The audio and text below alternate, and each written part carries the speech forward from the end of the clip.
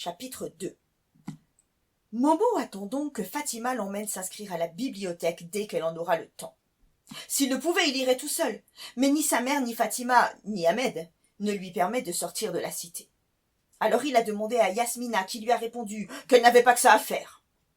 Quant à Rachid et Rachida, les jumeaux, ils lui ont carrément ri au nez en chantant « Momo l'intello, Momo l'intello ». Quelques jours plus tard, Yasmina, voyant Momo errer tristement toute la journée dans la cité, a soudain pitié de son petit frère. « Viens, je t'y emmène à la bibliothèque, » lui dit-elle. Momo se met à gambader de joie et court chercher sa liste dans sa chambre. « Alors tu viens ?» s'impatiente Yasmina au bout d'un moment. Momo ressurgit, le teint blême et des larmes plein les yeux. « Ma liste, je trouve plus ma liste, je l'avais rangée dans la chambre, elle y est plus. »« Momo l'intello, Momo l'intello » chantonnent en chœur les jumeaux en jetant des confettis. « Oh là là, mais ils sont pas possibles ces deux-là » s'écrie-t-elle, rouge de colère. « Jamais vous en avez marre de faire des bêtises, je vais le dire à maman. Vous avez intérêt à ce que cette liste soit recollée ce soir quand on rentre, sinon gare à vos fesses. Allez, viens Momo, on y va quand même pour t'inscrire. » « C'est pas trop grave, » intervient Momo qui a déjà pardonné aux jumeaux. « Je l'avais apprise par cœur. » Tous les deux, main dans la main, traversent maintenant l'esplanade, puis prennent au vol le bus qui arrive.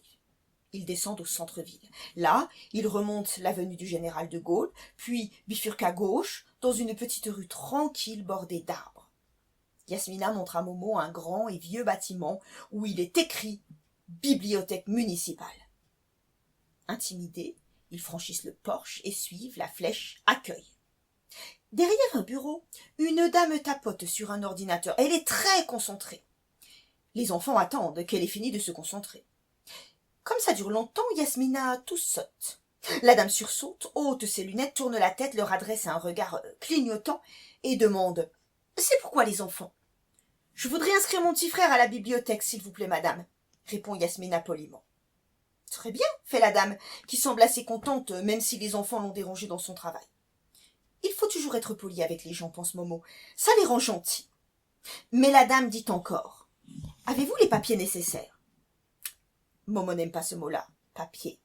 C'est un mot qui fait soupirer sa mère, qui dit que c'est un mot inventé spécialement pour embêter les immigrés. En tout cas, à la cité, c'est un mot qui empêche les gens de vivre tranquillement. Enfin, surtout les sans-papiers. Mais même ceux qui ont les bons papiers au bon moment, ils ont tout de même peur quand on leur dit « papier ». C'est comme ça. Momo sent donc un frisson lui parcourir le corps. Des papiers? De quel papier parle-t-elle? Sans doute de la liste de madame la directrice qui s'est transformée en confetti.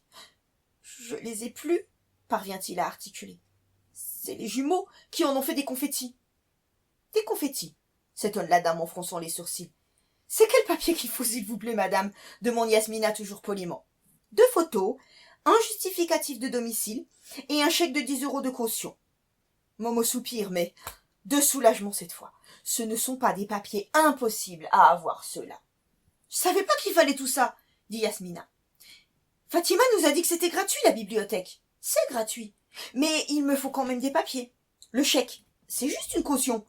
Ramenez-moi tout ça et j'inscris votre petit frère. » Momo et Yasmina remercient la dame et sortent de la bibliothèque aussi déçus l'un que l'autre. Yasmina s'arrête pour réfléchir. Après avoir réfléchi, elle ouvre son sac, sort son porte-monnaie et regarde combien d'argent elle a dedans. « Bon, dit-elle, on file à l'hyper. » Quand Fatima les voit arriver, elle fronce les sourcils. « Qu'est-ce que vous fichez là? Je ne veux pas que vous veniez me déranger au travail. »« Je sais, » répond Yasmina. « Mais j'ai été pour inscrire Momo à la bibliothèque et il faut 2 photos, un justif de domicile et un chèque de 10 €. J'ai pas d'argent pour les photos et j'ai pas le reste non plus. Alors qu'est-ce que je fais moi ?»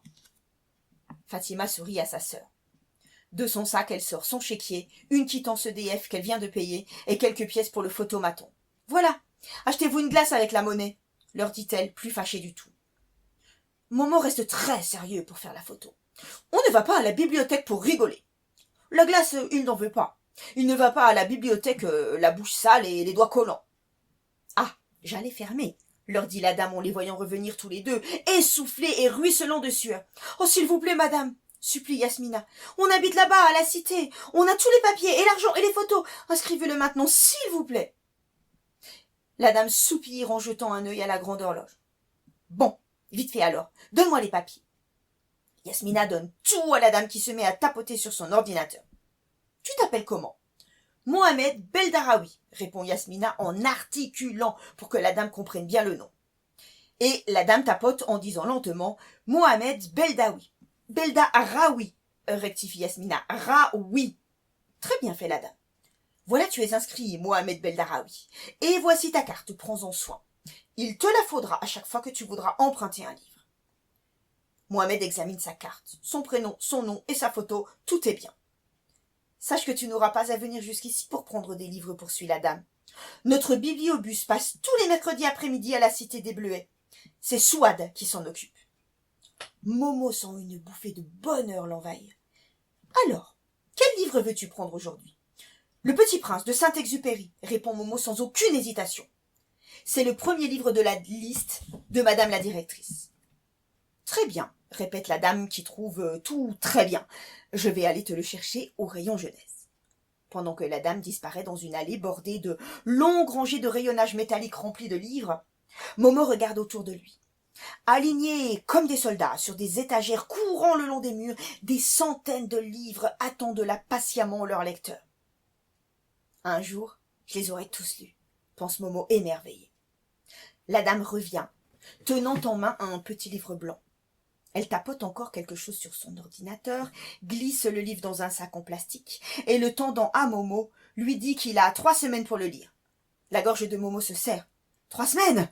Ça fait beaucoup trop de temps. S'il veut lire tous les livres de la liste de Madame la directrice, il n'y arrivera jamais à ce rythme-là. Devant sa mine inquiète, la dame s'informe. Tu crois que cela ne te suffira pas? Oh si, mais c'est beaucoup, beaucoup trop. J'en ai plein d'autres à lire. La dame rit. Mais si tu l'as fini, tu peux le rendre avant. Tu n'es pas obligé d'attendre les 3 semaines pour en reprendre un autre. Tu peux même en prendre 2 à la fois si tu le désires. Momo, soulagée et reconnaissant, sourit. Merci beaucoup, madame. La dame lui rend son sourire. Charmant ce petit garçon, pense-t-elle. Je n'en ai guère vu d'aussi poli et bien élevé venu des Bleuets. Dommage qu'ils ne soient pas tous comme celui-ci. Les gens se font souvent des idées fausses sur les gens qu'ils ne connaissent pas. Mais Yasmina et Momo, qui ne lisent pas dans les pensées, trouvent qu'elle est bien gentille, la dame, avec eux, ce qui n'est pas toujours le cas. On n'aime pas trop les gens des Bleuets, en ville.